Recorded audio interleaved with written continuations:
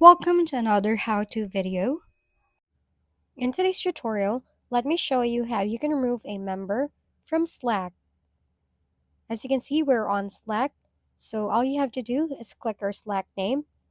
In my case, Maria Ford's Clothing. After you click your Slack name, click Tools and Settings. While you are in Tools and Settings, click Manage Members. Now that you are in the Manage Members tab, click the three dots beside the name you want to kick, like mine is Joven.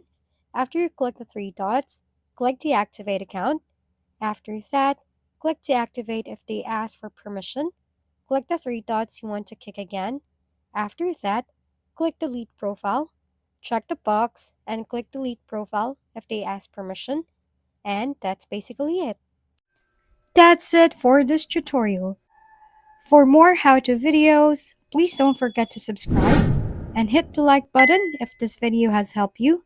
And don't forget to share your comments or suggestions in the comment box below. Thanks for tuning in, and we'll see you next time.